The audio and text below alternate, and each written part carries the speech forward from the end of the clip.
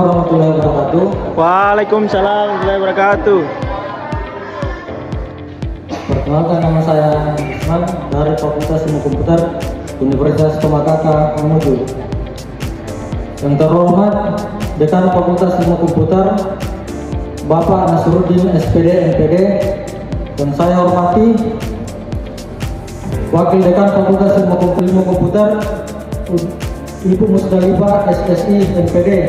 Kenapa yang sempat hadir pada hari ini, yang saya hormati teman-teman dan tamu undangan yang sempat hadir pada malam hari ini.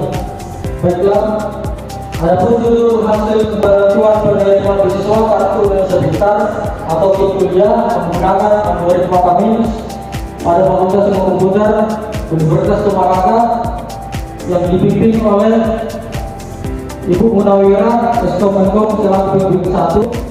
Meski pemerintah telah menyediakan beasiswa KIP kuliah untuk membantu mahasiswa secara ekonomi dan akademik, pelaksananya masih menghadapi kendala seperti ketidakakuratan data dan subjektif penilaian. Selanjutnya, metode penelitian.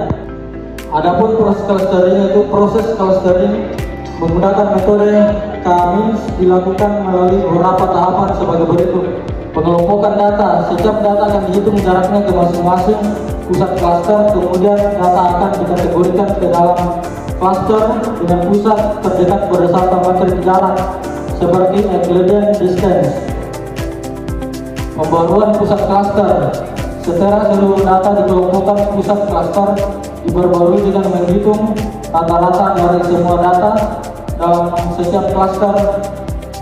Iterasi langkah 1, iterasi langkah 2 dan 3 akan dihitung ulang sampai posisi-posisi pusat klaster tidak mengalami perubahan signifikan atau jumlah iterasi maksimum telah tercapai.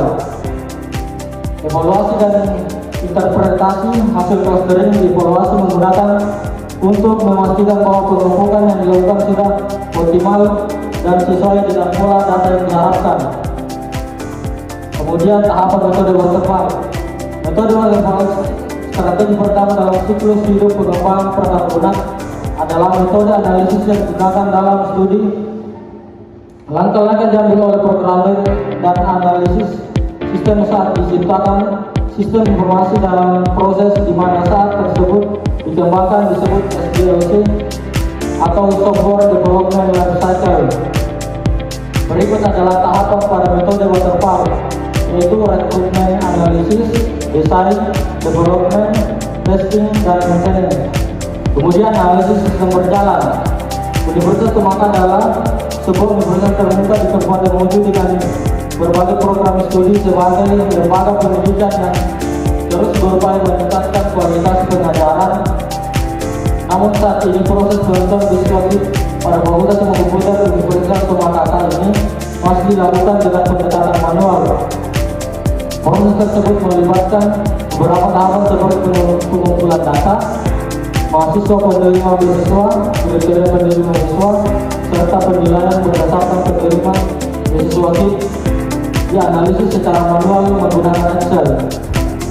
Proses diagram ini menunjukkan berbagai langkah yang dilakukan oleh masing-masing aktor dalam sistem, mulai dari pengundian mahasiswa, data kriteria KIP serta hasil penilaian berdasarkan kriteria yang telah dijalankan dengan menggunakan algoritma K-means. Itu satu hubungan ke tabel penerima. Kemudian tabel mahasiswa menyimpan data lengkap mahasiswa seperti ID, NIM, nama, alamat, jenis kelamin, tempat lahir, dan tanggal lahir. Tabel mahasiswa juga ada hubungan ke tabel penerima. Tabel mahasiswa dapat muncul sebagai penerima. Kemudian hasil dan pembahasan. Berdasarkan hasil pemetaan sistem yang merupakan hasil penerapan dari rancangan sistem yang terdapat pada bab sebelumnya, maka yang diperoleh peneliti yaitu perencanaan database dan tampilan aplikasi berbasis website. Adapun uraian penjelasan akan dibahas sebagai berikut. Kemudian hasil rancangan database. Tabel user buat agar menyimpan data user yang digunakan untuk loading di dalam aplikasi. User aplikasi terdiri dari dua pengguna, yaitu admin dan mahasiswa. Dalam hal ini yaitu administrator sekolah untuk mengelola data user seperti pada gambar berikut. Kemudian tabel mahasiswa dibuat agar menyimpan data mahasiswa. Dalam hal ini yaitu administrator untuk mengelola data mahasiswa. Kemudian tabel keluarga dibuat agar menyimpan data keluarga. Dalam hal ini yaitu mahasiswa melengkapi data keluarga mereka seperti pada gambar berikut. Kemudian tabel ekonomi dibuat agar menyimpan data ekonomi. Dalam hal ini yaitu mahasiswa melengkapi data kondisi ekonomi mereka. Kemudian tabel yaitu mahasiswa melengkapi data aset yang dimiliki oleh mahasiswa tersebut. Pada halaman awal sistem akan menampilkan halaman login seperti pada gambar berikut, di mana administrator, guru, dan tim penilai akan menyebut username dan password, kemudian klik login. Kemudian halaman dashboard. Setelah berhasil login pada aplikasi, maka sistem akan menampilkan halaman dashboard aplikasi. Dalam hal ini ketika login dilakukan oleh mahasiswa, maka menu yang akan tampil antara lain dashboard, biodata, data keluarga, data ekonomi, data aset, data presentasi, dan data seleksi. Jika yang login admin, maka sistem akan menampilkan menu clustering, hasil clustering, kemudian halaman biodata. Setelah berhasil login, klik menu data biodata pada dashboard dengan mengubah data biodata. Kemudian halaman data keluarga. Klik menu pengelola data keluarga, mahasiswa mengupdate data keluarganya. Adapun data yang diinput adalah data ayah, data ibu, dan kondisi ekonomi. Kemudian halaman data ekonomi, klik menu data ekonomi, mahasiswa dapat mengupdate data kondisi ekonominya. Setelah dilakukan pengelompokkan dengan algoritma kami menggunakan 8 variabel numerik, yaitu total penghasilan orang tua dan status DTKS, jumlah tanggungan, kondisi rumah, nilai aset, biaya transportasi, prestasi, serta utang bersih. Diperoleh 3 klaster utama, yaitu klaster pertama prioritas tinggi, yaitu sangat layak. Ciri-cirinya adalah orang tua rendah kurang dari 1 juta per bulan, kemudian mayoritas tercatat di DTKS, PKH, dan DPNT. Kemudian jumlah tanggungan keluarga tinggi, lebih dari 3 anak.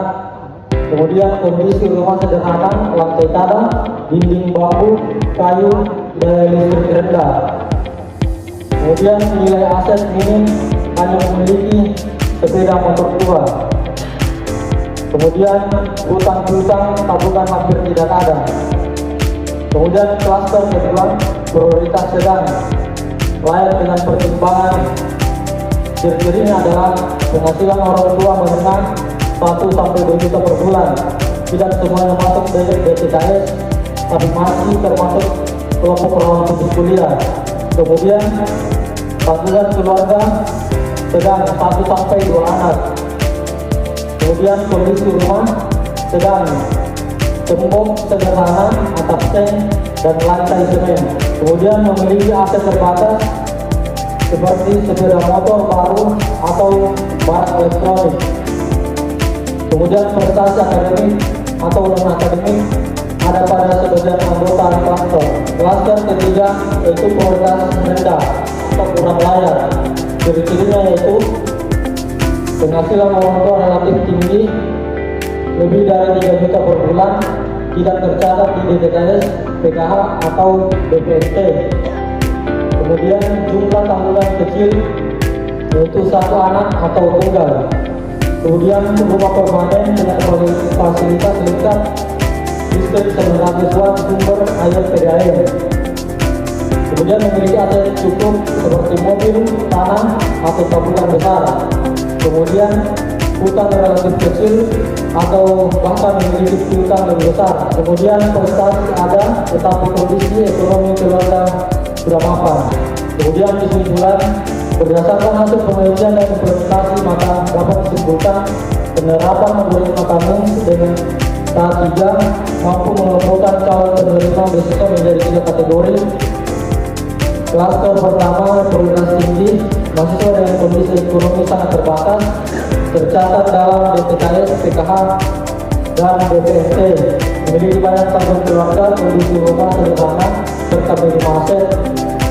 Klaster ini menjadi salah utama penerima diskon di kuliah. Kemudian klaster kedua yaitu prioritas sedang, mahasiswa dengan kondisi ekonomi menengah, sebagian tidak masuk ke TKS, namun tetap berpotensi rawan putus kuliah.